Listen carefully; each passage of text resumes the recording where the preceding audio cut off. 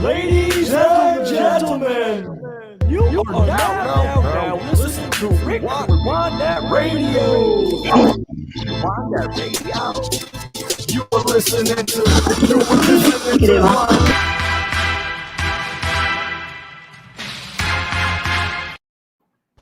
Boom!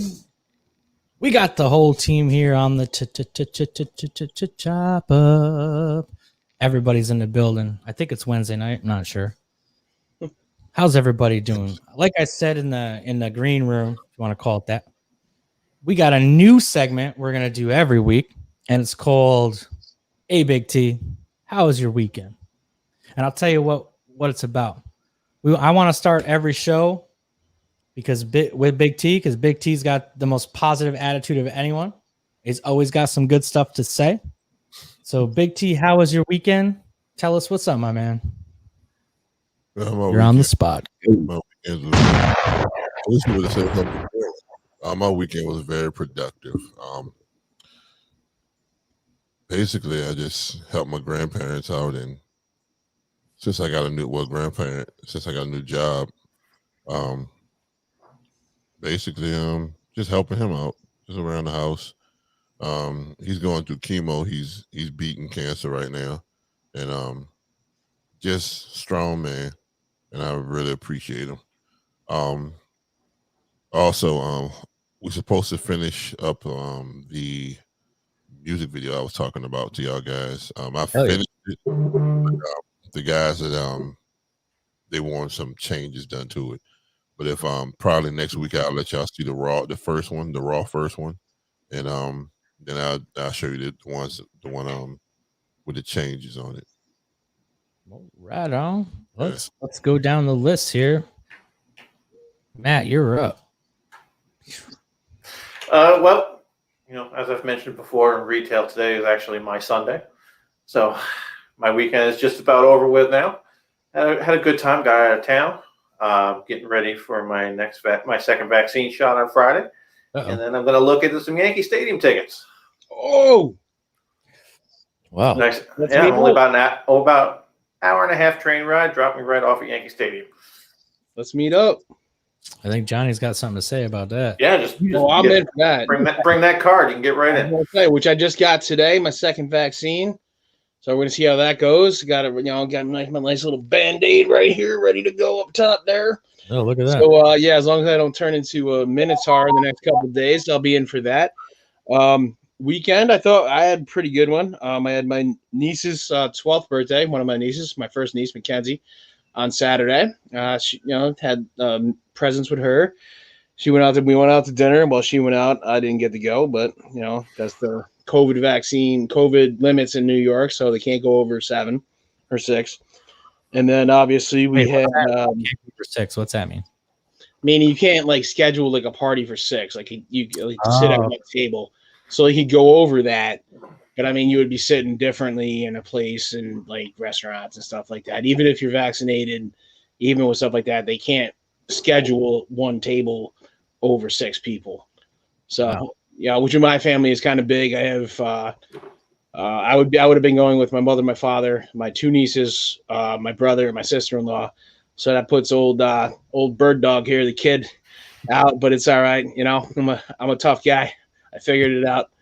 And then so she had a good time, and she had a baseball game that night. Did very well, played in it. So I was pretty happy. It was a great weekend. Sunday was just obviously we know what Sunday was. So outside of that, it was a good weekend. I actually got my vax today, second one, so kind of excited to that, just to get back to normal, I guess. If I don't, like I said, turn into a Minotaur or, get a, 5th eye in this one. But, had a pretty good couple days here. Outside of Nicky, I know he had a couple issues going on with his mouth there, so I don't know. Oh, yeah. The mouth of the South over here. My weekend was all right. I had some dental work done last week and more done this week. And I just want to say to everybody, don't ignore your teeth because it turns into a lot of money. But apparently I'm really good to my teeth because the dentist was like, you haven't been a dentist in 20 years? These are fantastic. He's like, it's only going to be $2,000 to fix everything. And I'm like, well, that's not for 20 years. That ain't bad, brother. I thought it would be way worse. They could have gave you like a full-on bridge.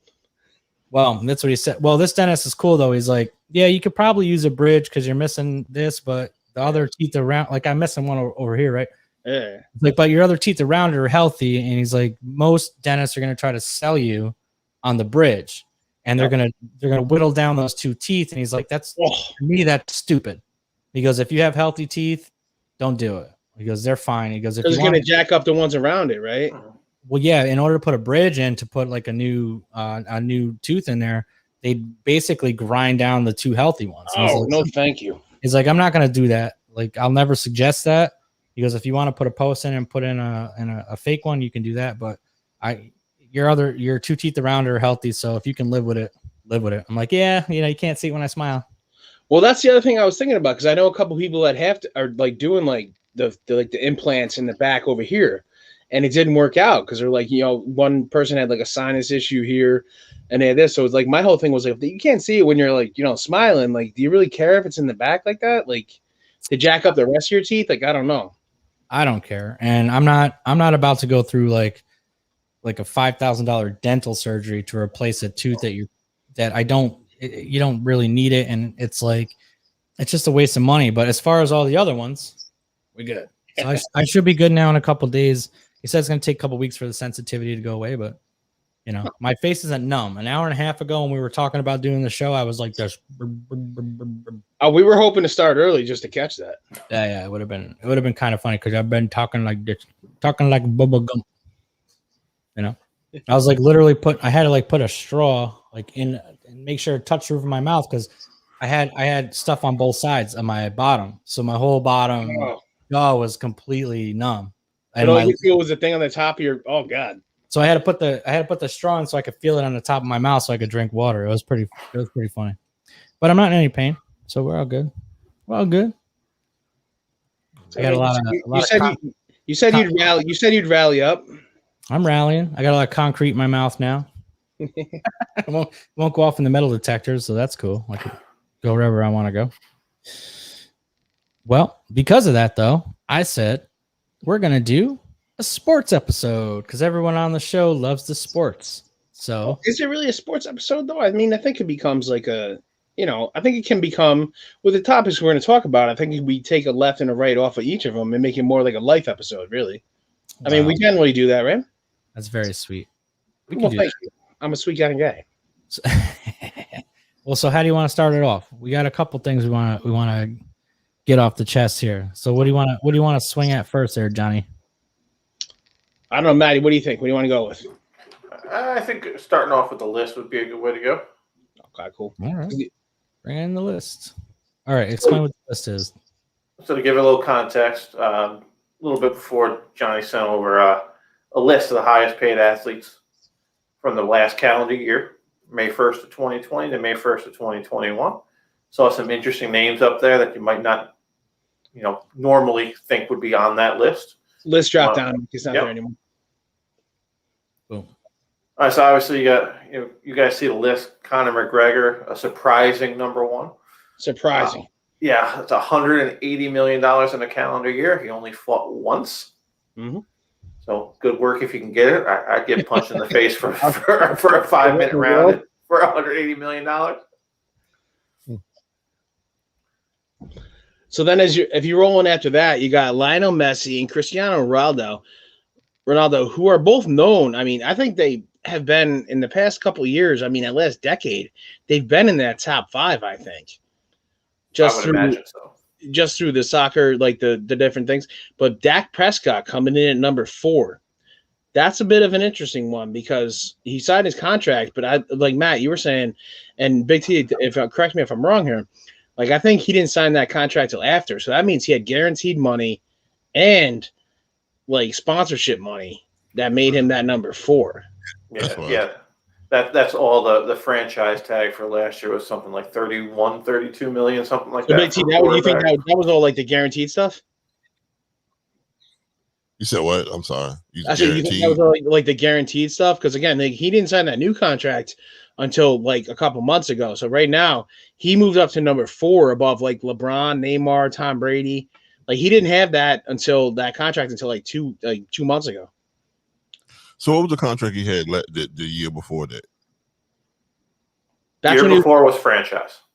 Yeah, so he made like 30 something, I think, right? Yeah, I think it was like 31, 32, somewhere around there. And how many games he played? Last year, 4. I think he got hurt in the 4th game, right? Yeah, I think so. Against the Giants, yeah. Right, exactly. There you go, right? And Connor fought 1 fight last year, and look at these guys. They're in the top 5. And and explain this to me too. Do you really think Dax is that good? Do I personally? Anybody? As a Giants fan, I understand you're a Giants fan. No, I can turn that flag off. Yeah. I followed Dak since he was in college at Texas A&M. Like he was a Heisman quarterback. He was a Heisman candidate for like 2 years, and it was never expected for him to do this in the NFL. So he was drafted in the 4th round, a third or 4th round, I believe. I believe it was 4th round. But so he had that contract. But then the number, here's where it gets interesting, say in like this as a workflow type thing, and with the NFL and any other sports organization to begin with, right? He was drafted in the 4th round. He was given this contract, right? So he technically really did outperform his contract, really, because he came in, excuse me, as a rookie. Tony Romo got hurt during the preseason. He came over. Tony Romo never played a football again. Dak Prescott came in and dominated and broke all these records, for the quarterback of the Dallas Cowboys, which is pretty impressive. But he's never won any really big games. He only broke records within the Dallas Cowboys franchise organization. Yes, correct. All right. So this is what I'm trying to get at, bro. Personally, do you think that he deserves that amount of money from all that bullshit that Dallas went through? No, and I thought even if he was a Giants quarterback, I'd say no, you can't pay this guy that amount of money because you haven't really proved anything. That's the point I'm getting, bro. So that's why I don't understand these numbers right here because Prescott ain't show me shit, bro. Exactly, I agree. No, I'm sorry, bro. He showed me nothing. So that's the interesting part of sports contract. There's a balance between paying somebody for what they've done while also projecting what they're going to do. So that's the weird juxtaposition of a sports contract. But that's also how many years he haven't played in how long? This is his 5th year. Yeah. This is 5th year. And how many years has he played out of those 5 years? He's played them all. Except for last year. For last year, yeah. All right, so that's 4 years that he had time to show and prove that he was a good player, correct? Correct. Yes. All right. Wasn't he out with an injury though, right? Last year? Last year, yeah. Last year. And they still gave him all this money? That's what I'm still trying to wonder. But like Matt said, it's basically they paying him for the future. But his future ain't looking so bright from what I'm seeing right now for the numbers of, even though he broke those records and stuff within the that's the best part, right? The organization team, the organization, right? So, and I can't believe Tom Brady. Okay, so it's just that's crazy, right? Look at his list. Is the fact that I can't fathom him making that much money, or are they putting all their ducks in a row with him to hopefully he'll bring a franchise from the dirt back up? That's the future thing Matt basically talking about. But yeah, that's the thing. Like again, like he only played because he was going to hold out. He wanted to become the highest paid quarterback in the league, which essentially he might be coming up outside of Mahomes. But like he wanted all this stuff. But as you were just saying, he broke all these records in Dallas, which Tony Romo did too, right? But outside before Troy Aikman and all that, they can break all these records, but only one of those guys has won a playoff game. So it's like the numbers can be skewed, I think, right? Like on the field. Possibly. Well, so what's the point of paying this dude all this money? Like the Cowboys don't have because of the future that he has with the franchise. So they're already like what's his name? Jerry Jones probably thinking he's gonna be one of the best quarterbacks. Even you know what I'm saying? since he broke those certain records within that franchise, within that Dallas Cowboys franchise. So he's rolling with Dak. Yeah. Right. Yeah. So basically, he's just gambling on he's going to be one of the best quarterbacks in the NFL and with that franchise. And the quarterback position is so important in the NFL. Take a look at the last 15 years. Every quarterback that has signed a new contract has signed for more than the previous quarterback signed for. So that's where Jerry Jones really screwed up. He should have paid Dak last year, would have ended up paying him less. Right. Yep. Exactly. Because as soon as Russell Wilson got his, and then he was like, well, I want more than him. Right. Yep. And then Patrick Mahomes signed for the biggest contract in history, $500 million or $500,000. And it was just like, okay, Dak's just like, all right, well, I can't get that kind of money. But yeah, and it's not even just the quarterback position. Every tackle that signs sets the market. Every running back, every wide receiver that signs sets the new market.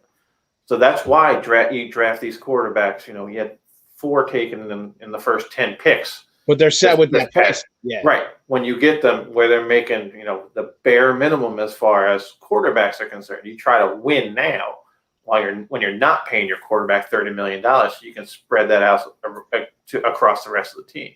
Exactly. And then you have more. If it's like this, man. If you give your team more money, they're gonna produce. They're gonna probably end up producing better numbers of what they have throughout the year. Right. So like for instance, like Matt, who's a huge New England Patriots fan, which is what I've respected about Tom Brady the entire time he was there and why they won the Super Bowls, is now he took his money on the back end, but each time he renegotiated his contract during the season to bring other players in so they could get better at certain positions, and he would take less money at the time. Right. Yeah, and that's a good move because he basically building around himself. Right. Right. So you're providing the team the flexibility.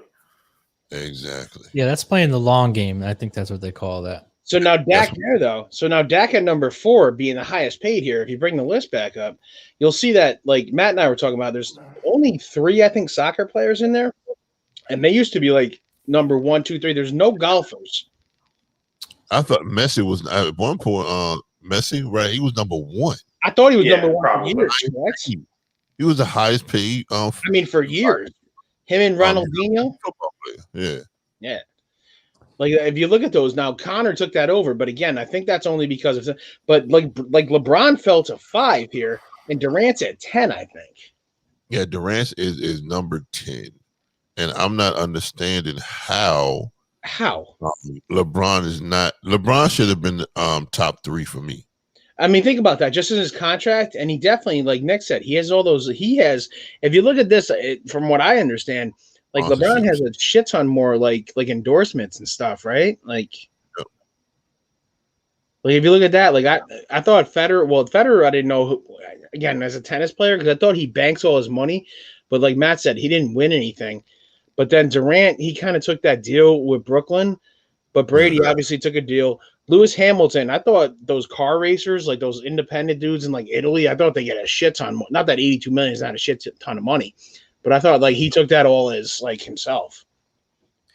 Just for context, I'll put up last year's. Hold on a second. I mean, okay.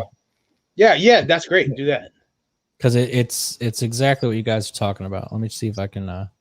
Like all those guys should be higher. Connor shouldn't be in the top 10 as far as I know. No. For last year, no way. That's what I was thinking. But your boy Tyson's at 11. Hold on a second. Tyson Fury? Yeah. All right. So here are the top. I mean, I got Federer there.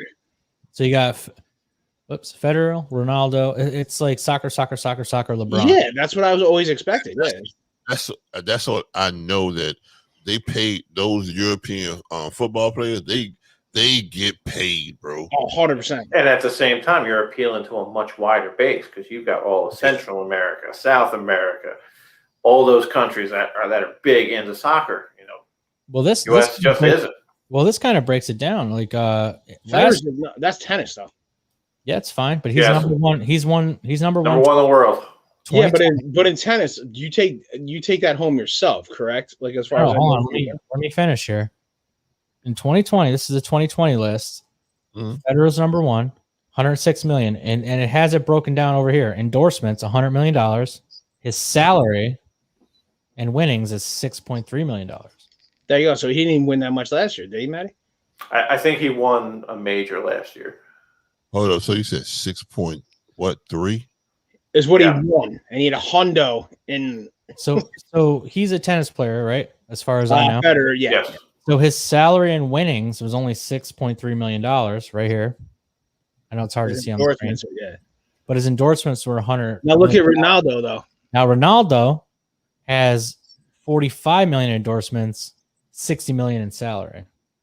Yeah, that's the big difference. And then Messi and Neymar. Okay. Well, look at you get Neymar, same thing. Then LeBron comes in because we have different stuff in the States, though. LeBron had 60 million endorsements, 28 million in salary and winnings. So he, more than doubled just with endorsements. But that's what it's coming down to is the endorsements, to be honest with you. Yeah, so like Tiger fell out, obviously. Tiger was number 8. Look at Kirk Cousins, number 9. Yeah, but you know why though? Oh yeah, it's all that guaranteed money. He got $58 million. See, this is what kind of interests me. He got $2.5 million in endorsements, which ain't shit compared to the rest of his list. But he got $58 million in salary. Matt, tell him why, because of that stupid NFL rule. Because I would assume it's the escalation of the signing bonuses and all that stuff. Signing bonus, but also no, because in 2 years in a row, he got franchised. Oh, that's right. Yes. That's Dak. Yeah, same thing with Dak. Yeah, when you get franchised as your position, Nick, you get the mean average of what everyone is making off of the top position in your league. So even though Kirk Cousins wasn't the top quarterback in the league, he took that and bet on himself that he wouldn't get hurt, and they had to guarantee him that for 1 year. Like he made more than anybody. He made like $28 million in 1 year. I don't know who he is, but that's okay. Jared Goff, Carson Wentz. Oh God, he's not even on the team anymore. This age poorly. This is the worst contract, and that general manager for the Eagles still has his job. Yeah, he got $55 million. Wentz not playing no more, right?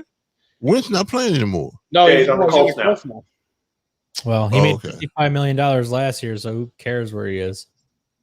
I would retire. Tyson Fury. Tyson, this is different. So he made $50 million as his salary. Yeah, because he fought only got $7 million in endorsements. So that's he's worth that money. Yeah, they just got to get somebody to fight him again.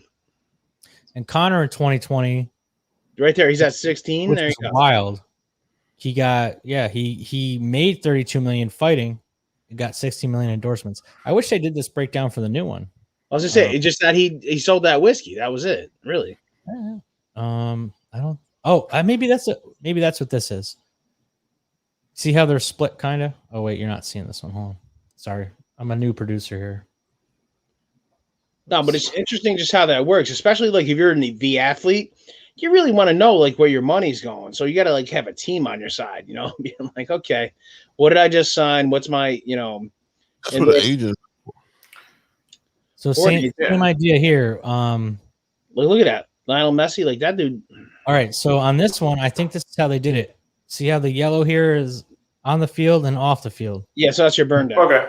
So he made 22 million on the field fighting. He made 158 million. Often, yeah, that's when he sold proper 20 or proper 12. Messi had a salary of 97 million, made 33 in endorsements. So it kind of like Dak here. Look at that. Yeah, there you go. His salary was 97 million. He made 10 million. Because he got the contract. Yep. LeBron's actually more. Yeah, because he actually did take a deal with the Lakers, I think, didn't he? Yes. Yeah, he signed for a 2-year deal. To play with AD, he did, right? Yeah. Yeah, he only made 31 million.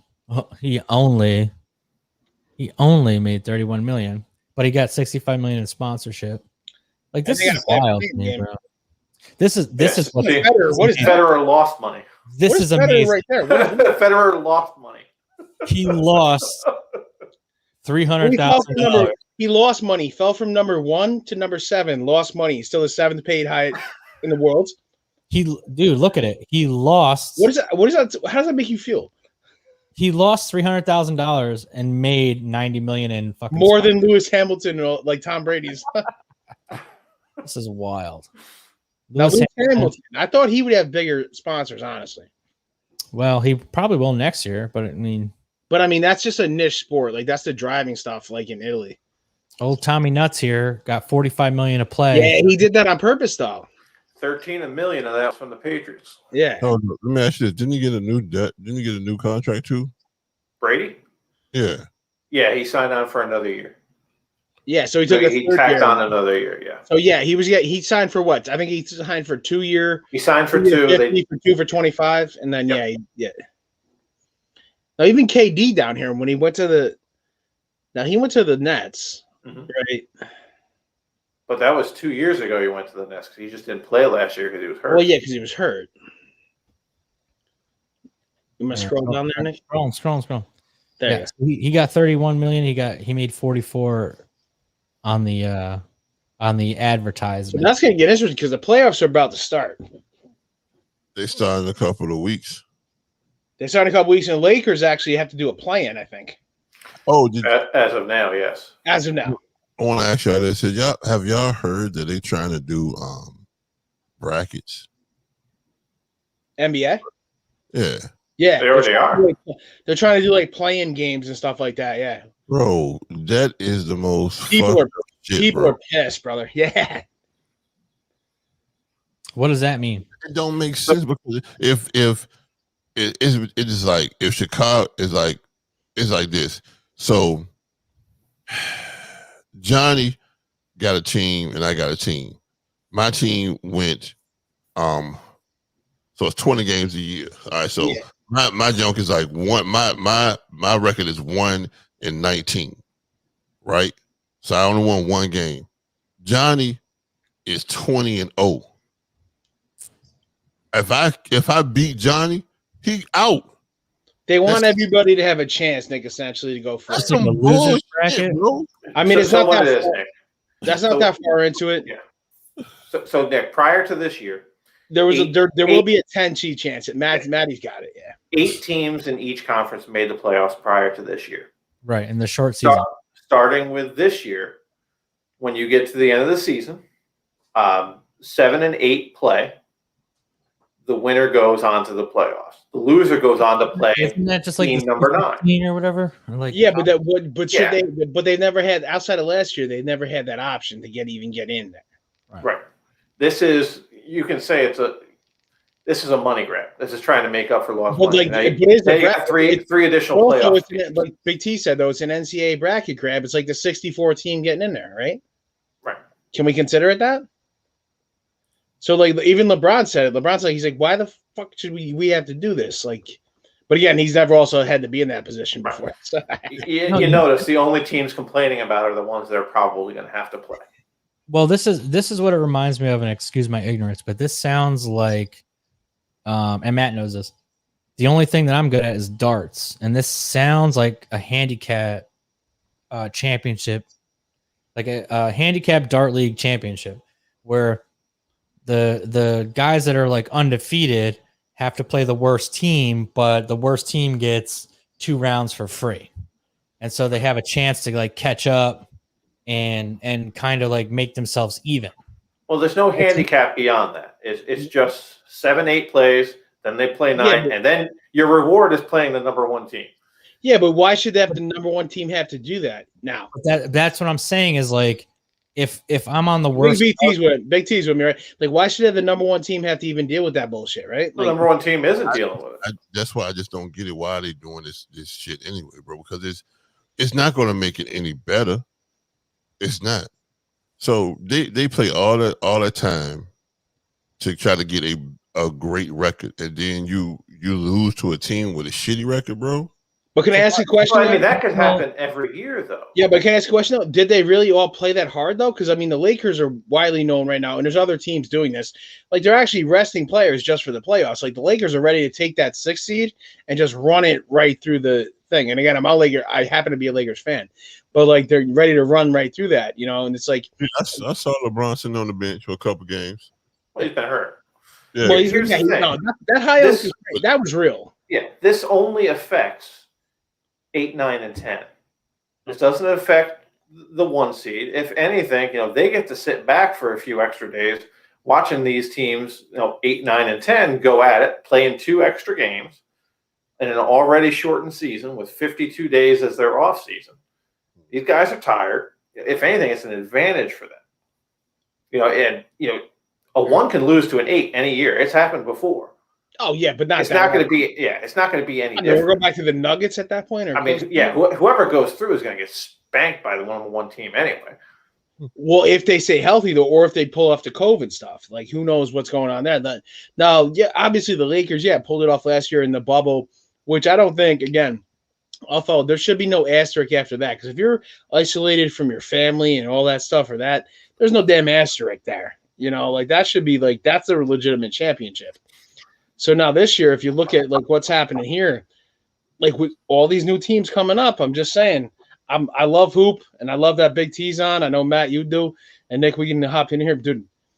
Dude, you got Denver out there. The Joker ain't no joke. That dude, they're saying he could be the NBA MVP. Oh, he's gonna be.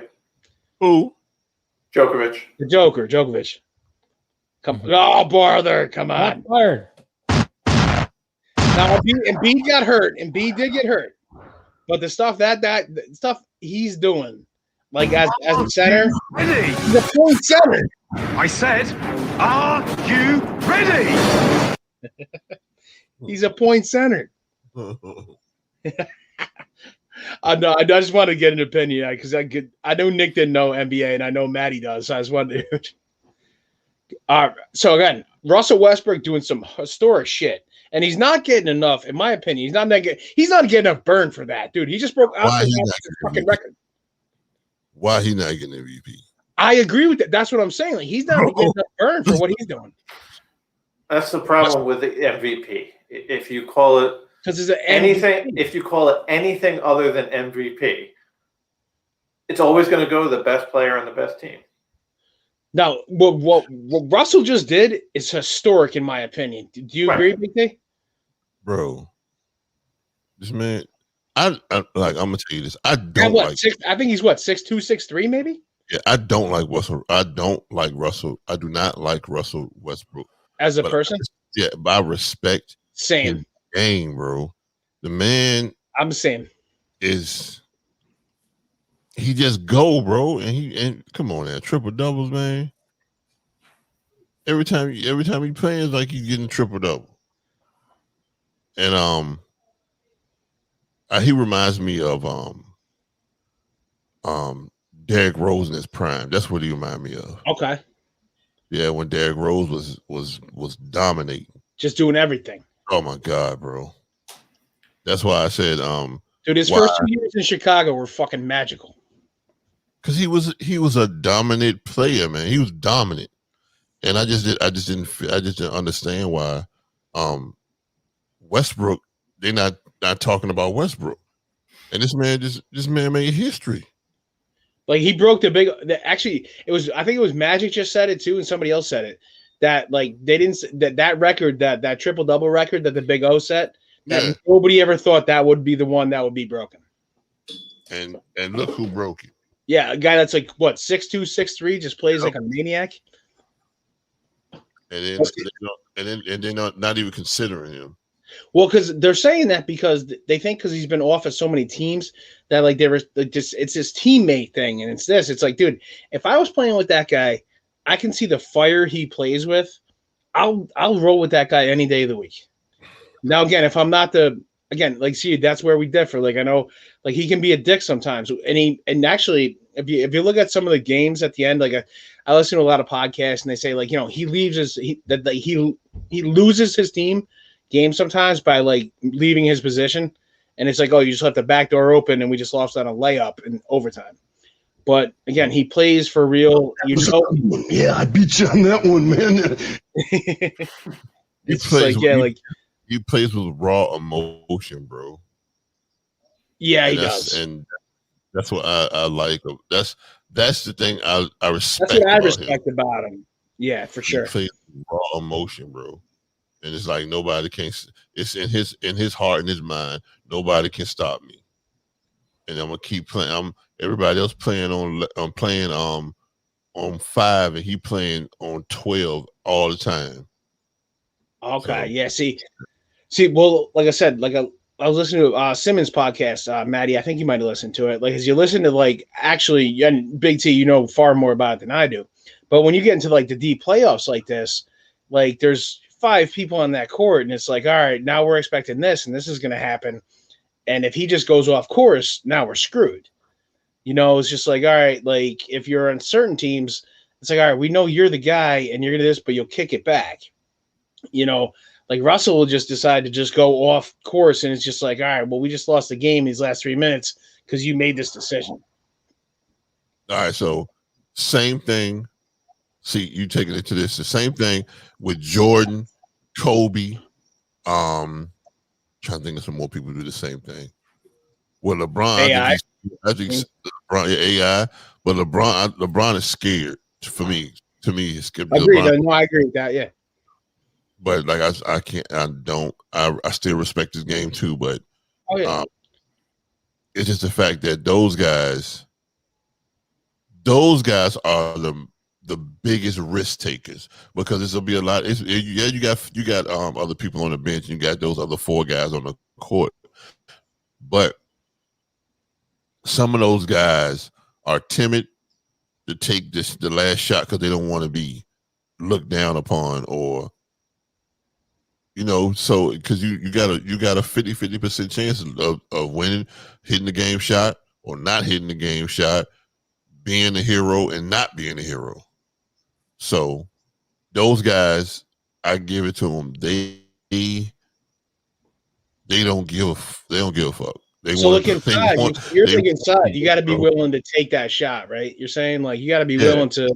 It's only certain people that'll do it. And those guys, those guys I named, those are guys who are going to take those shots. Nice. Even though Westbrook, period. I know sometimes he just people be like, well, he tried to shoot the ball too much. Of course, if you got some teammates that you see that has open shots but they pass the ball, you're gonna get angry. You're gonna be like, yo, what the hell are you doing? Right. And that's it took Jordan 7 years to win a title. Yeah. You didn't see him going to sign with Patrick Ewing, Isaiah Thomas. No, he said, all right, I'm just gonna hunker down and do this shit myself. Yep, exactly. Started lifting them weights. Oh yeah! Since we did that, anybody else watch that fucking hit piece biography on Macho Man? I didn't end up watching Jesus it. Christ. Did you see? Dude, Bischoff came off. Yeah, I was reading that today. He's like, if we knew that was going to be part of that. Years? That's a hard turn right there. Yeah, actually, did they talk down about my man? From the start. Dude, it was a hit piece. It really was. It was a hit piece. Really? That's how you felt? All right, so. About Randy. No, not Randy. So we're going to move off the basketball and start talking about Macho Man, because I'm okay with that. Well, you threw up the sound clip. I'm just running with it. We in it now. So I just feel that Macho Man changed it. He changed wrestling, man. But it's just the fact that I knew they was going to talk shit about him, man. It's just crazy how they talk. The guy. Really? What made you think they were going to talk shit about him? Because that's interesting that you had that hindsight or foresight. A lot of people, man, ever since that rumor about him fucking Stephanie McMahon and all this other stuff, and him on a lot of drugs and all that shit. I just figured they was going to trash him anyway. Which he was, though. Yeah, he was on drugs or whatever, but you don't generally throw it out there like that, right? Yeah. Right. You're not leading off the Hulk Hogan documentary by the fact that he took steroids. Exactly, right. You're not just doing this. You're not going off on the crazy fact. Right. Yeah, he did some crazy stuff. He did. Right. This was personal. Yeah. Really? Oh, they did. Nick, they kneecapped him. Oh, I watched it. In my opinion. I watched it. So I'm very interested because Matt came out swinging. So I I want to know why he thinks this. So the floor is yours, sir. After the first 15 minutes, name one positive thing they talked about. I didn't ask you to give me questions. I asked you to tell me what. And I'm telling you by asking a question. I was excited about the whole thing until about halfway through, and then it got kind of weird. So I kind of agree with you. Yeah, breaking into the Gorgeous George stuff, it was just, they took the entire career. Like you, right. They took the entire career of Macho Man Randy Savage and they focused on a 4-year segment. That's not how you do a biography. Because what they did, so Nick, for instance, like this isn't like Dark Side of the Ring. This is the other one. This is just a biography. Now, there's a lot of crazy shit we could have got into with Stone Cold, but they didn't do that. Right. It's like there's a lot of stuff you could have gone into here. But I see. Okay, so you know what I mean? Like this isn't Dark Side of the Ring where they actually just talk about real. You know what I mean? This one that's like a biography. I see. And you could have respected this guy, right? And instead, you just went like fucking. So normally a biography should be about like the highlights. Like actually, not the highlight, but no, document the entire thing. All right. Well, let me finish my train of thought. So basically, what Matt is saying, it was a smear piece. So they smeared his name a lot, man. So right. I think what I'm kind of gathering is like Dark Side of the Ring really dives into the certain aspects of certain things that are not great. Like they're things that people shouldn't know about, but now they know about because it's 20 years later. But on the other side, the two different shows where it's biology, where they're doing a biography, it should really celebrate the person. Like they talked about Andre, but they didn't talk about real crazy stuff about him. So So you're saying they kind of just like killed his character, like his focus more, right? This was to tarnish his legacy. When you turn into a show like Dark Side of the Ring, you know what you're getting. Yeah. Right. When you turn into A&E biography, you're not expecting that. They're showing a Booker T one. How much time do you think tonight they're going to spend on the 7 years he served in state penitentiary? How much time do you think they're going to spend? 5 times. 5 minutes. Yeah. Right. It came off as a personal attack. I'm telling you, if they doing the Booker T, I bet you they're gonna continue. They're gonna continue. Oh no, that's the next one is Booker T. And I bet you they continuously talk about how he went to jail. They're gonna continuously talk about that. They're gonna talk about the Hulk Hogan, him calling him the N-word debacle, and they're gonna Halloween Havoc. That was fun. But I'm just saying that's what they usually. That's what when they do stuff like that. Just they're not talking about the positive stuff. This is the biography, not Dark Side of the Ring. Now, Dark Side of the Ring. Now, Nick, you watched Pillman, right? You said. Yeah. So I watched the Pillman. I don't know how much of a fan you are of the WWF or whatever, Big T, but I watched the Brian Pillman. This guy was crying. First of all, the first episode I watched was on YouTube, and about Pillman. Pillman's the one when they had the boxing ring thing and he won it. No. That was Bart Gunn. Well, no, Bart Gunn won that, yes. And then Butterbean knocked him out. No, Brian Pillman came from WCW. He had like the blonde hair, was with the Heart Foundation. He's kind of crazy from Canada. Was that the one? Played for the Bengals. Played for the Bengals. He had Flying Brian Pillman. Originally, he was Flying Brian Pillman, and he actually wore like Cincinnati Bengals colors. And then he was on the Hollywood Blondes with stunning Steve Austin in the early 90s. Boom. So that's the dude that he had like the gun. Skit. Yeah, the gun skit. Yes, the gun skit. Yeah. Yep. Okay. Nick never knew about that. I catch. Yeah, he killed somebody. He killed somebody with a gun. Well, he tried to shoot Stone Cold, but no, it was a skit though. But I would say he tried to kill this man. Yeah. And we talked to Nick about this. They cut dark and we're like, dude, you can't do that, man. In fairness, Stone Cold Steve Austin was pulling off a home invasion. Yeah, so he was. This thing was on national TV. That's what. Well, we were telling Nick about it last week. We're like, dude, it's 1998 TV, and it's like he's got a gun. So I watched the first half on YouTube, and it was like I wanted to pull a gun on myself because like every fucking 4 minutes it went to commercial. So it was like the first episode was an hour and a half, but there was maybe 40 minutes of content because it's all bullshit. But then the second episode, I don't know if I watched it on something else, but the second half of it was like it got really into like the back half of his life because he died when he was 35 years old. It was real sad, man. And like I texted Big John, I'm like, dude, I'm kind of like tearing up with this. I was like, yeah, bro, it's real. It's a really sad story. Like the guy was like a height of his career and he got like a brand new car and he was just being irresponsible and rolled it, and now he couldn't fucking walk again. And then he got back in the ring finally, and then like it's very, very sad. And now my fucking Facebook friends, my suggested friends are his. This is weird. I don't believe this.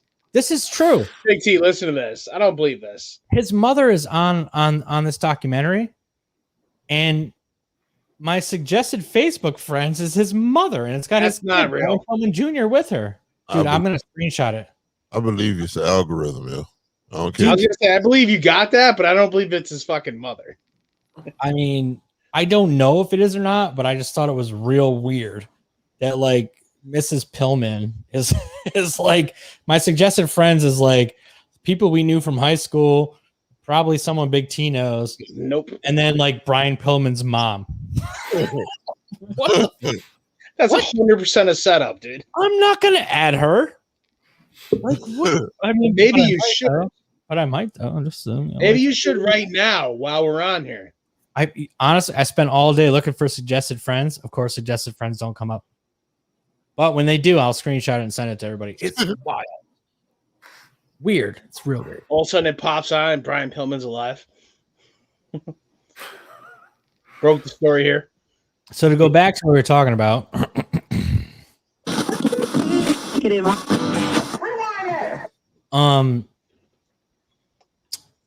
Matt, I will say I didn't immediately think it was a hit piece on Macho Man until the second half of it, and but I don't like you. You're smarter than me. John's smarter than me. You guys are all smarter than me. That's not true. But I was watching it. And I'm like, this is cool. It's like they're talking about WrestleMania 3 and how him and Ricky had the best match, and they intentionally like without a doubt, yeah. I'm like, this is dope. This is dope. And then all of a sudden, it got kind of weird, and I'm sitting there like, they're kind of trashing Macho Man a little bit, right? And I'm trying to watch it, and I honestly, I'm not just like piggybacking off what you said, but the second half of it, I was like, yo, this is his biography. Like they're really burning him a little bit. Like no, not for nothing. Now he's punching his wife, and he's like, no, Macho was a little crazy, and we all know that, right? Like he used to lock Elizabeth in a closet. That's all wide known, right? Macho madness. Okay, like that right there shows. I mean, maybe he's crazy, but it's like when he's not around his wife, he locked her either in the dressing room or the closet. That's a bit much, gentlemen. What I didn't understand. I love Macho Man, but that's a bit much. But what I didn't understand, though, and I want you guys to respond to this because I think it's poignant, is they said he was so like overbearing on Miss Elizabeth, but then when they broke up, he didn't care, and he just moved on. And she was dating Lex Luger, and he didn't care. So if he was so overbearing, locking her in rooms, not letting people talk to her, like how 10 years later, though, would you all of a sudden that they break up? And she's dating one of his boys. He just all of a sudden doesn't care. I want to hear Big T's reaction. So was he a piece of shit abuser, or did he just not give a fuck? What's real? What's not? Was he really an abuser? That's what I'm asking. I mean, no. There's multiple people saying he's locking her in a room, dude. But I'm saying, was he really an abuser? I don't know. That's what I'm asking. I can't lock somebody in a closet. If I lock somebody in a closet, I would consider myself an abuser. Would you? But who said that? No, literally every Bret Hart, every wrestler out there, Matt. This is confirmed, correct? Like speaking of Dark Side of the Ring, watch the Randy and Elizabeth one. Like it's not yet. Okay. Yes, but when it comes down to it, he's that wasn't a hit piece, but this one was. But when you watch Dark Side of the Ring, if you read the other book, like, I mean, every other wrestler's book. Like it says that he just got that real outside the ring because that really was his wife. That like if he had to go do a spot, Like he would just unlock their door and like just so nobody in the back could talk to her, like some cuckoo shit. But during kayfabe that time, they stayed in character, bro. Ooh. That's true. They stayed in character. So that's why I was like, was he really abusive to her? You know, you understand what I'm saying? Because back then in the 80s, like that, they stayed in character. Even I can give you prime examples, such as Hulk Hogan and daggone Hulk Hogan, Randy Savage, Ultimate Warrior, Hulk Hogan, Randy Savage, Ultimate Warrior. Okay, I can remember those. Them are the only three I remember off the top of my head. But Hulk Hogan, Randy Savage, and Ultimate Warrior. At one point in time, when wrestling was like really big.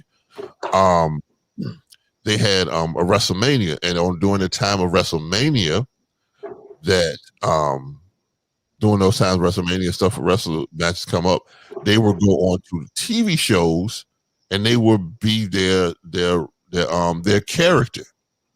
So they wouldn't like. I'm gonna give you prime example. They used to go on the Arsenio Hall show. It was on there. Regis and Kathy Lee.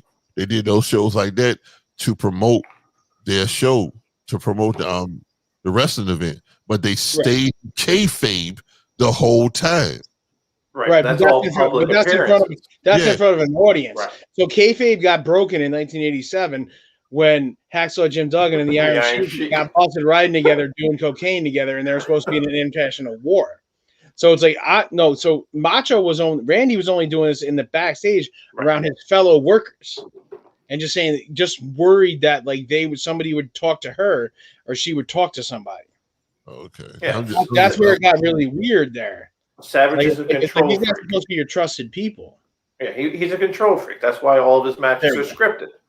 So he wants to have control of the whole thing, and he's the one that brought Elizabeth into it. And he was the worst part about it is he was one of the best wrestlers of all time. Like, and we can all admit that. It's just that, like, and then again, as his career went, they kind of, even in the documentary, I think they like kind of scumbagged him there because, like, in 92, 93, like WWF wanted to take him out and made him that announcer position.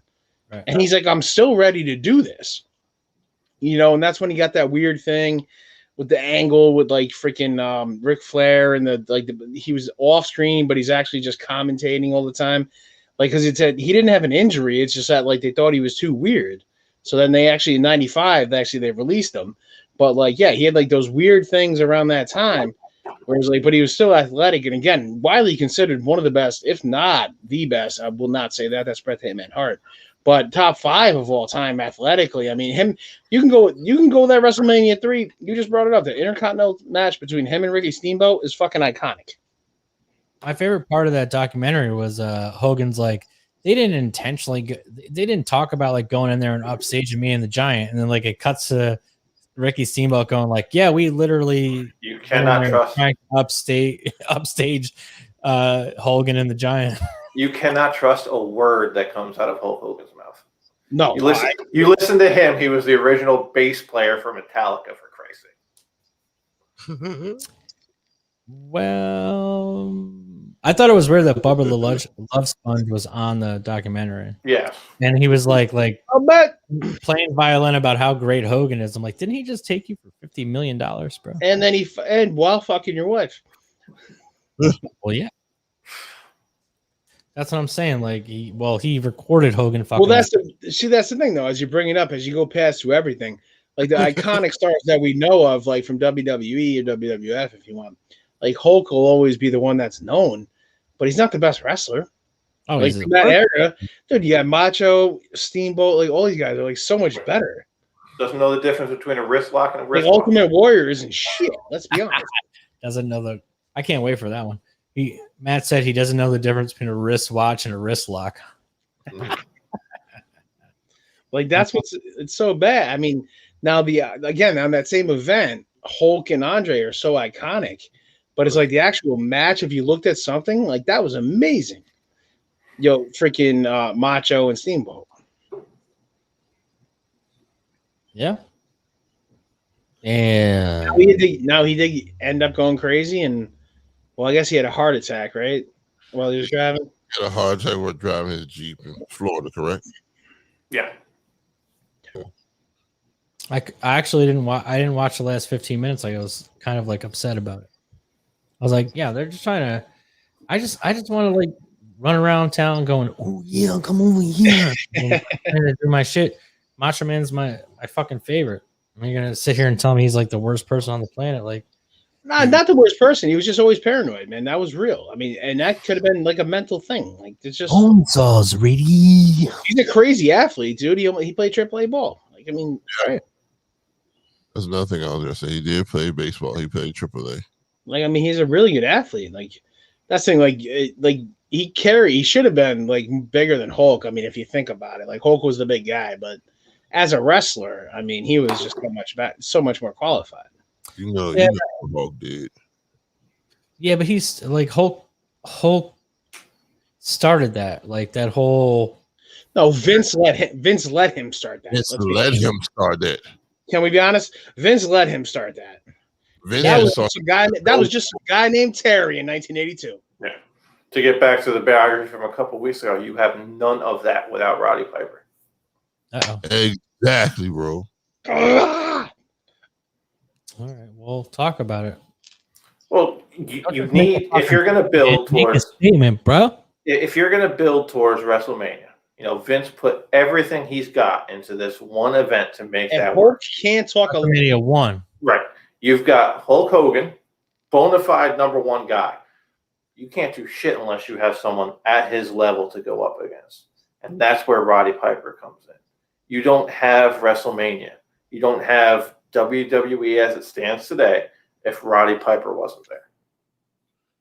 Tell us more about it. Well, I mean, I just hit pretty much everything that you need. You know, the So guy Roddy could, Piper fought Hogan in WrestleMania 1? yeah, he could talk himself into any match. You know, the build to the match between him and then you bring in Mr. T coming into WrestleMania 2. You know, Hulk Hogan is the face of early WWF. But without that dominant heel to go up against, you've got nothing. There's no conflict. Oh, speaking of a movie, it's a new wrestling movie coming out called Heel. Check it out. I don't know when it's coming out, but I just saw the. I think it's a Showtime series, actually. Yeah, so boom, you got it. Roddy Piper was like, he was the man, yo. So he was he was such a big of a heel. They put him in. You remember they had Rockin' Wrestling cartoon? Mm-hmm. You know, Roddy Piper was the leader of the bad guys. So, yes, Roddy Piper is that guy, man. Yeah, he knew how to get the crowd to react. I assume, Nick, you probably didn't watch it. The Roddy Piper one? Yes. No, not yet. So there's this famous story of Roddy Piper, the lengths he would go to get heat. You know, he always brings the bagpipes. So he's doing a feud with the Guerrero family in Los Angeles, you know, father of Eddie Guerrero. Right. Yeah. He goes out, he attacks them for weeks on end. Then he comes out, middle of the ring, says he wants to atone for his actions. He actually loves all the people, loves the Guerreros. So as a sign of forgiveness, what he wants to do is play the Mexican national anthem on the bagpipes. So he starts his bagpipes. Sorry, I had to go to bed. This is Roddy. He starts playing La Cucaracha. That's the type of thing, you know, he could have been killed. You know, that's the lengths that Roddy Piper was able to go to. This is why, again, Matt, I agree there, and I had to run to the bathroom real quick, but as Nick was asking you, like how WrestleMania, the first one, everybody does give it to Hulk, but it was Roddy selling it, right? Yeah. I mean, they brought in Mr. T and everything, but it was Roddy selling that. Like at the time, dude, Hogan couldn't talk a lick. He was just coming in. He was Terry Bollea or Hulk Terry 2 months before that. You know, Terry, what was this? The Hulk Terry something? Yeah, he had like two. Yeah. And now Roddy that was selling that, and I don't know what I missed there, but again, he's on like the talk shows and everything at night. Like he's selling it. Mr. T's on there. Like they're selling this for a reason. Like Paul Orndorff is going to do this, his former football player, but like no, like it was Roddy that sold it. Like, and then Hulk eventually took over, obviously, because of his stature and stuff like that. And Roddy never really got that acclaim, which he should have. But, because obviously Hulkamania took over, and that became, you got to ride with that. How couldn't you if you were a businessman? But yeah, it was Roddy that had a lot to do with that.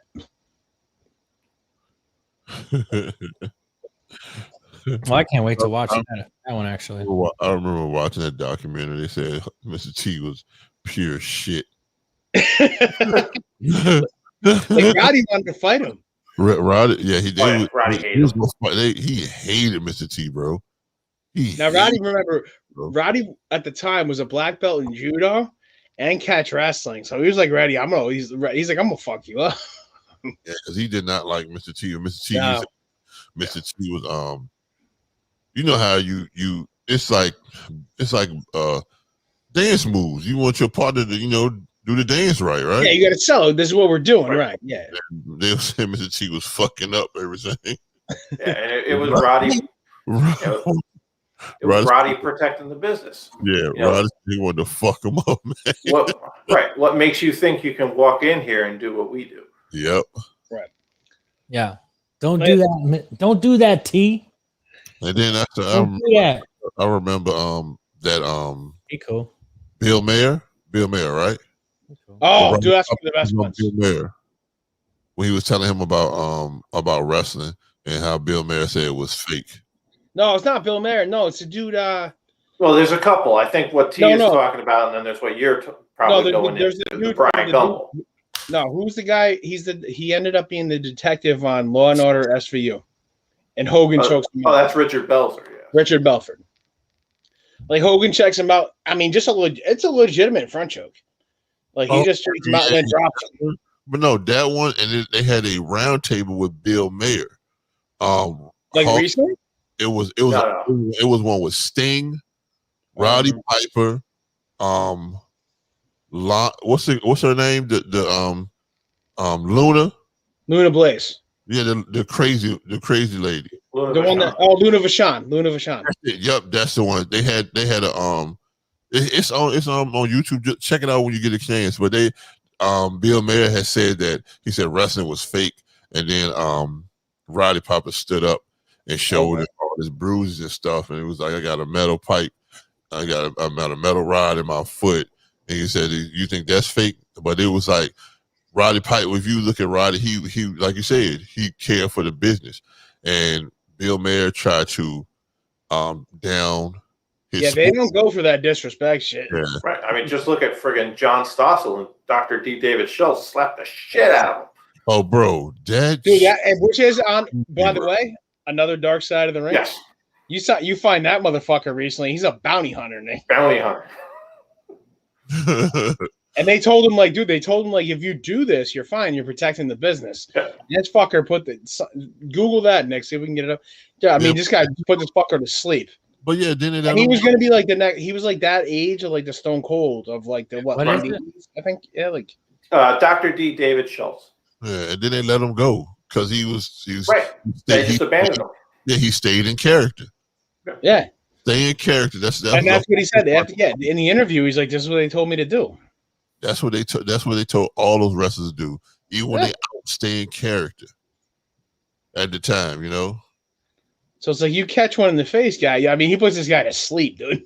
I was like, oh man, he says, "This ain't real fight. This is real enough fight." Just give him that boom. And he's just going to go. Poof. That shit was funny. No, I mean, but that's the thing, though. Like, if you tell me that, and I'm supposed to be, this is how I make my money. And at the time, late 80s, technically what we would consider now like the late Stone Cold. I mean, he was at that time. They said he was riding up to that like thing, like being like top almost Hogan money. The tag team partner of Eddie Man. But yeah. Yep. That shit was funny. I'm trying to find the clip you're talking about. See if I can find it. I'll send it to you. There's a lot.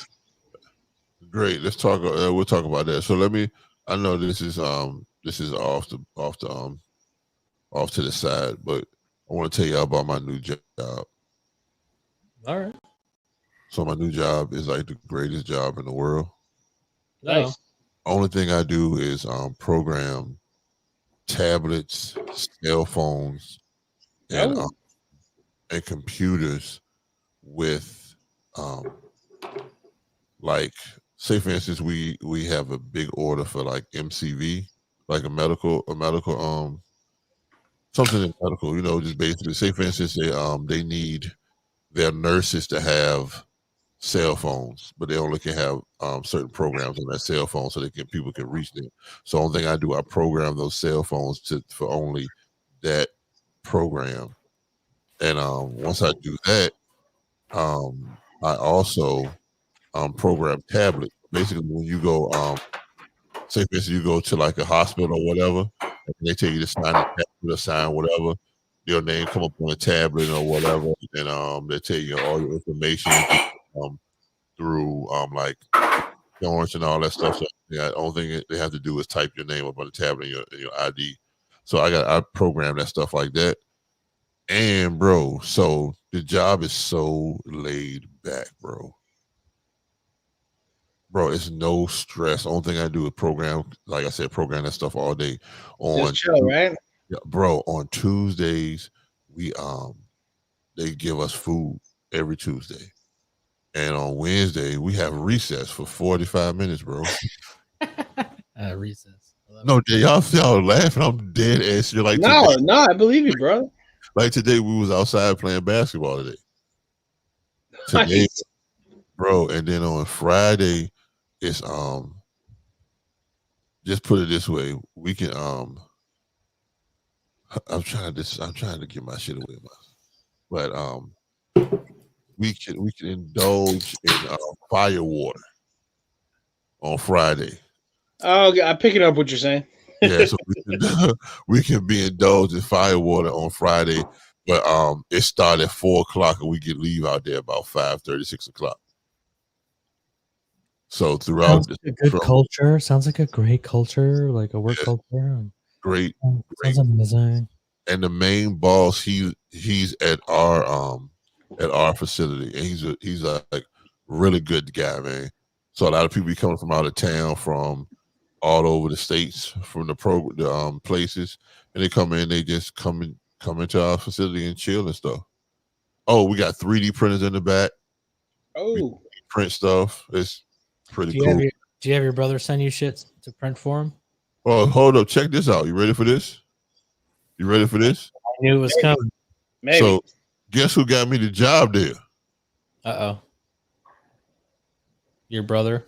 Exactly. Guess who? It wasn't a big mystery. He kind of set it up to knock it down. Yeah, that was the greatest, yo. That was the greatest. The job is like it's a job. It's a very important job. We're working with customers from like real big businesses that be like $97.5 million companies, and some other billion. And then 3 weeks ago, before I started, a big guy from $1 billion company from Japan came over here just to see the facility and how it works out, so he can invest in the company. And that was it. My brother was telling me about it. I thought that was so cool, man. So I enjoy my job, bro. It's fun, and everybody in there is a fucking nerd just like me. So that's why I like it. Nice. So I don't think we talk about sports, anime, video games, and like political issues, and it's pretty cool, man. And we still be working, so I enjoy that job. So definitely better than Amazon is what you're saying. Oh, fuck yeah. A lot better conversations. A lot better conversations, a lot better interaction. Yeah, man. It's not I'm doing this all day. I'm not a robot all day doing the same shit. Yeah, same. I would agree. So that even though I do program those I program those pads, those iPads and tablets and phones, sometimes I have to go through troubleshooting to fix the problem, because sometimes those phones and tablets might not take the program, so I have to troubleshoot. So I use my mind more than I use my mind at Amazon. Only thing I have to do at fucking Amazon is pick a product, put it in a fucking cart, or put it in a box. You know, I'd rather use my brain, because then after a while, you feel like a reverse caveman stuck in the middle of an evolutionary chart, because the only thing you're doing is fucking picking up pieces and putting it in a box. That's all. It's good. That's awesome, man. You sound a lot more positive, Big T. Yeah, I enjoy that job a lot, bro.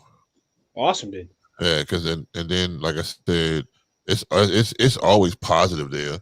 Like like the guy who owns the company. Sometimes he has they said what they was telling me, he has contests, and he give like $250 out cash to you. There you go. You win, bro. It's just wild. That's when you got to step up and dominate those contests. You know. Oh, don't worry about it. I'm working my way on it, bro. Working my way. Tell me, all right, what office game are we playing today? It's like, I got this. Yep, don't worry about it. Once I learn, I want to learn everything like my brother. My brother, he sits in on like $1 billion daggone $1 billion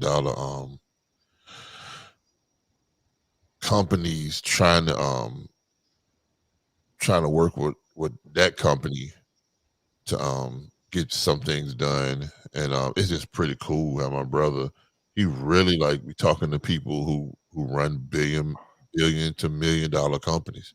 Nice. Yeah, and that's pretty damn cool, and he's like one of the main guys they got to talk to. Hell yeah. Yeah. Like I said, it's pretty damn cool job, man. Laid back and pretty cool job.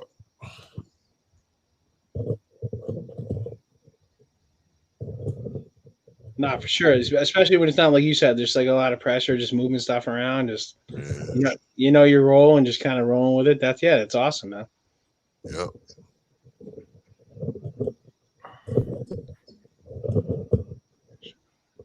Microphone came up. Well, fuck. I just got me a new heartburn drink. What, more freaking margarita? Hold on. The old margarita mix? Why wouldn't you just go with the tequila straight? You're gonna dump in that sugar, brother. Oh, it's organic. Oh. I guess that makes a difference. I don't know. If I go with tequila straight, I would have been dead an hour ago. So there's that. All right. I think, let's see, we got. Oh, that sucks. We can keep going. I got enough. Oh, like let's do like another 10 minutes here. We got 2 fun things to talk about. I know you guys want to talk about this Tim Tebow bullshit. I will. If you don't want to, we don't have to. We can go right to the gotcha hat. I can do both of them. And hit it, baby. All right. I want to. Well, we kind of brought it up in the green room, if we would call it the green room. Tim Tebow now recently being signed, supposedly, to the Jacksonville Jaguars, only because Urban Meyer, his former coach at Florida, mind you, from 2006 to 2009, you gentlemen can do the math on that. Now, he has not played professional football since 2015. And that's when he was signed as an H-back with the Jets, which is a terrible experiment. Now, he didn't even play though. When's the last time he actually played a snap? 2014. But now he did. Now in 2015, he did play as an H-back, or he was on the team. He got cut as an H-back tight end for the Jets. But then since then, he's been playing in the minor league organization of the New York Mets as a minor league baseball player trying to make it to the major leagues. Which is also Florida, right? However, he did not. Right, so he got cut recently. So now here's a gentleman that's now 34 years old, has not played professional football since 2015, but now is getting not only did he get a tryout, but it's widely it's being reported that he's being signed as a tight end to the Jacksonville Jaguars. How is that even fucking possible? Like I brought up before, this sounds like this sounds like a built-in transition to coaching. Because if this guy comes straight from minor league baseball into the coaching world, no one's going to respect him. The players, the locker room's already split. Right. The players aren't going to respect him. So this is probably a bird-brained idea by Meyer to get the guy in to show him that this guy can actually still strap on the pads, take some hits, maybe earn some respect along the way. And Kaepernick doesn't have a job. Yes. Well, I wanted to hear where Big T was going to go with this, and I was just baiting. I was baiting the Colin Kaepernick talk. I think Kaepernick has more interceptions than Tebow in the NFL. That's because he actually played. Because he actually. That's what I'm saying. Hey, listen. Played. If you're gonna get political, you got to spin it like they do it. He's got more interceptions, but then they ignore the fact that like one of them didn't play at all. Yeah. I think it's a bunch of bullshit. I think it's they're just trying to sell tickets because he went to Florida fucking college and now he's playing. They're hiring him on a Florida team, and the Jaguars like, yo, we can sell like our electric for this season, so we don't have. But he's not even to make the 53. Right. Let me say this too, and Ricky Williams don't have a job. Well, he wouldn't have a job now, but he should have had one back then. Yeah, bro, he should have had one. He's one of the most prime, bro. Dude, he could have been. I think he could have been one of the best. Not that he wasn't, but no, he was gonna. I swear he would have. He was to pass Bo Jackson and daggone Walter Payton, bro. What? I promise you, bro. That's a lot of talk, sir. I'm talking. I love you, Big T, but that's a lot of talk. That's a lot of talking. I told that guy multiple laptops, and he couldn't fucking tie his shoes. He used to come to Comp USA. He'd be like, "Hey man, like I broke my screen."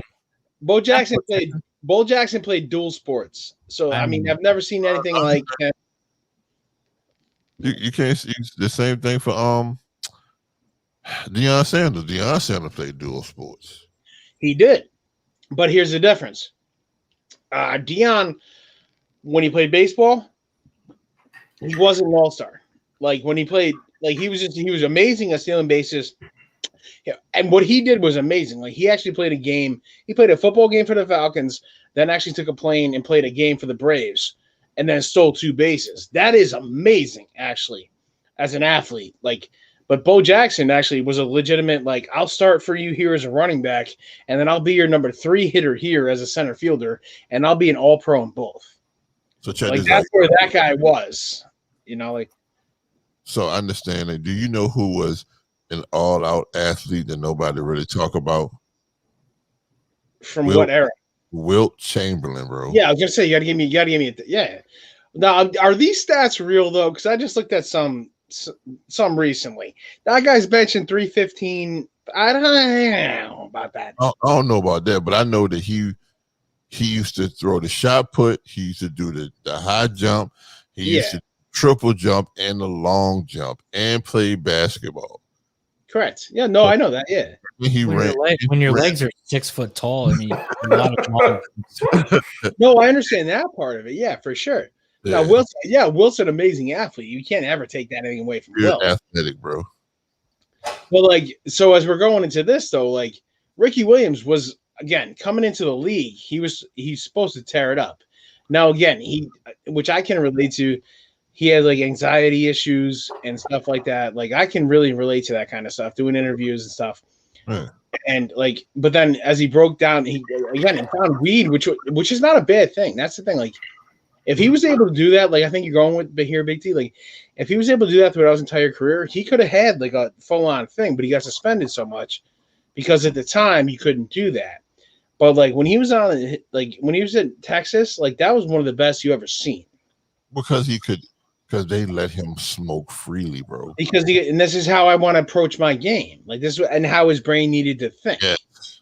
I can agree with that. Like that's the thing. Like again, personally, I don't do it, but that's not like I do other things. But like that's how he like wanted to. Again, I played with guys that do this and they do other things, and it's like this. You know, we all click at the same time, and you're getting a 90-yard touchdown. You know, it's just that. Just this is the way it is. You know, some people want to go the natural way, bro. You know. Some people don't want to take medicines and stuff like that, so they go to I agree. So and I understood that about him. I just didn't understand. I didn't understand that I know his medical files showed that he had anxiety. I know they showed it. Oh, yeah. I know it showed. That's what I'm saying. And these guys know. These guys both know. I mean, and you're getting to know me very well. I have like huge anxiety about certain things. Like, so it's like, yeah, like that could calm me down.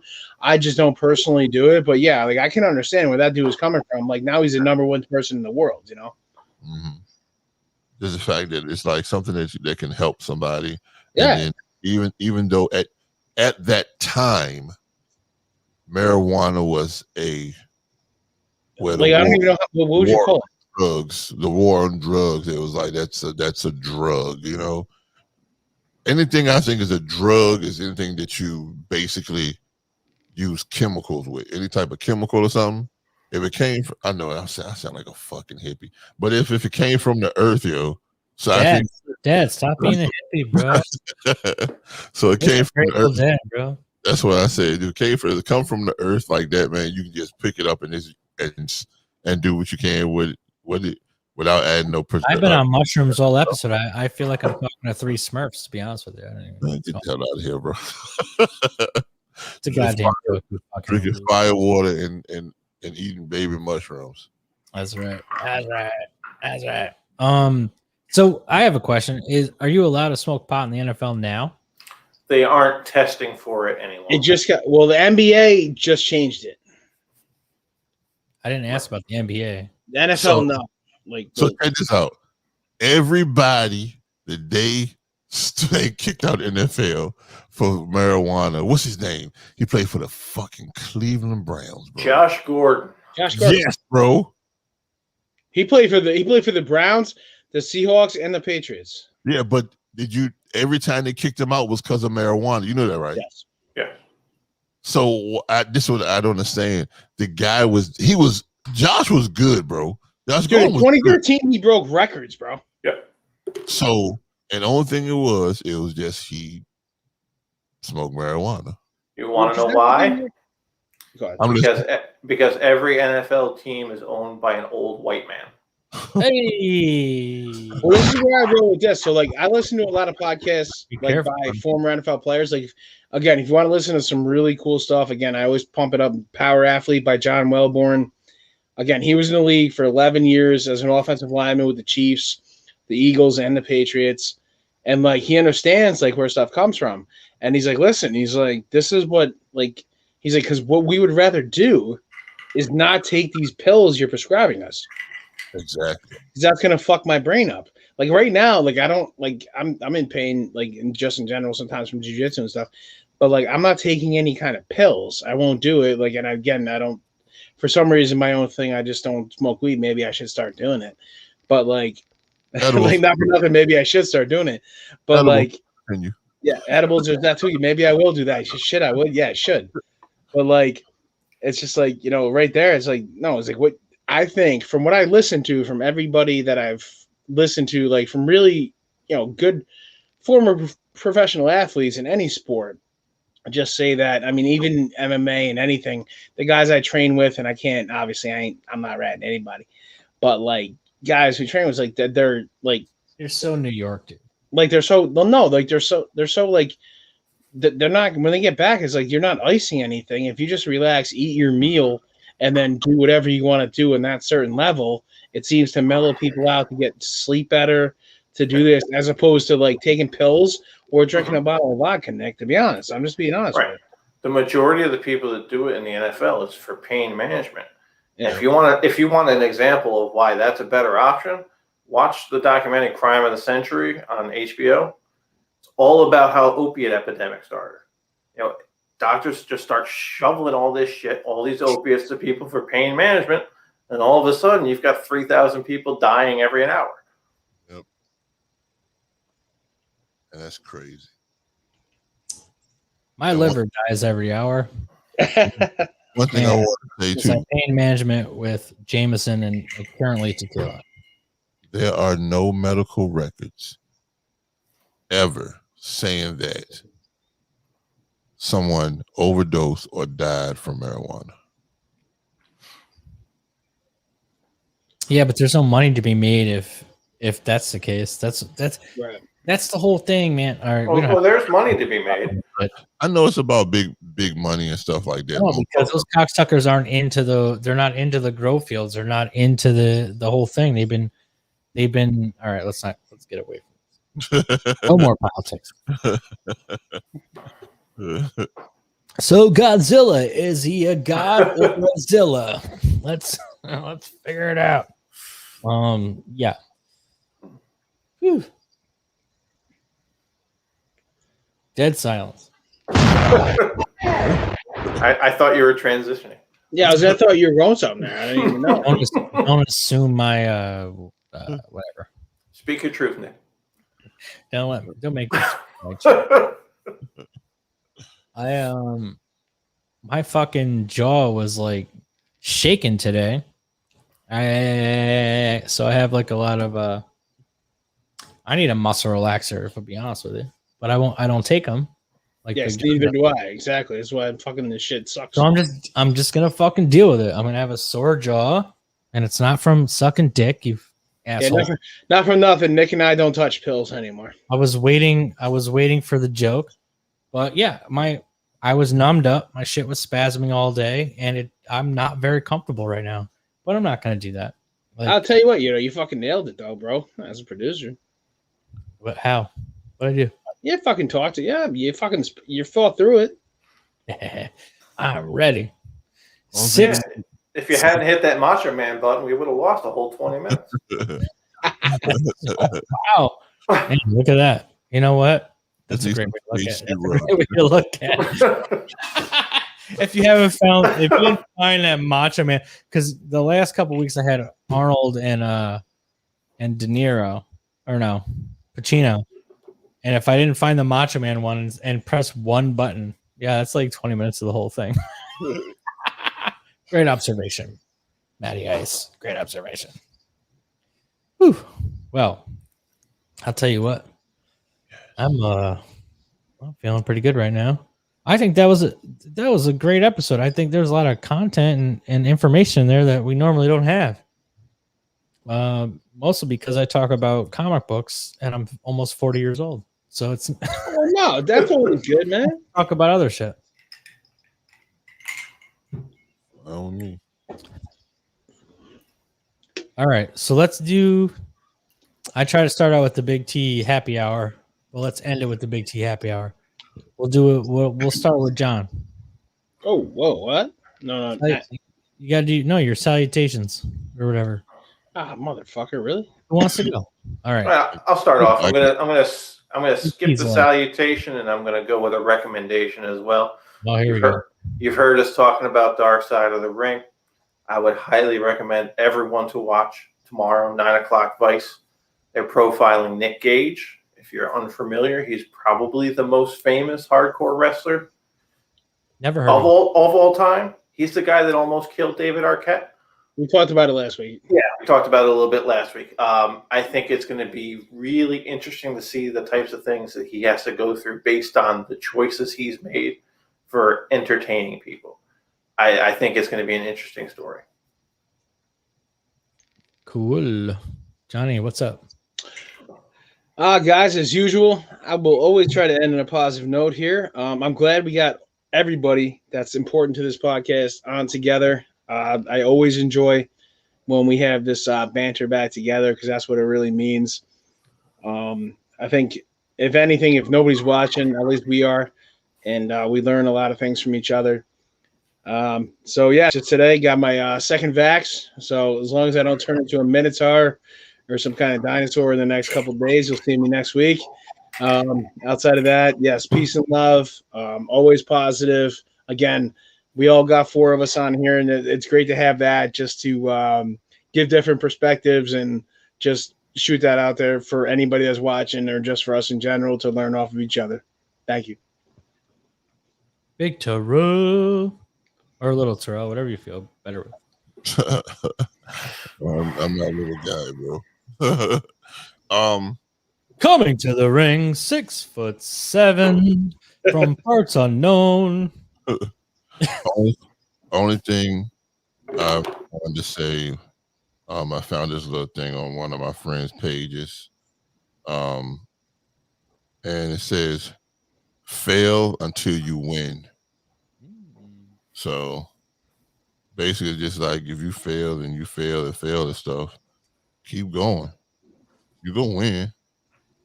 So that's a little small one today. Not nothing long today. Small one. All right. Fail until you win. Straight to the point. Yep. All right. Well, I guess so. I'll do the old sign off. Man, you guys are very prolific today. I think everyone has the right idea at the end of the show where we do something real positive, which is not generally, at least for me, like the thing that I do. And I really enjoy that aspect of it. And like John said, it's the last couple weeks it's been 2 of us or 3 of us, or it hasn't been the whole team. So it has been really nice to have everyone here, and all of us have gone through like T and Matt got their COVID shots a week or 2 ago, a couple weeks ago. Johnny got his today. I had some like basic oral surgery, so we're all kind of like out of it to a degree in the last week or so, but we all made it here today.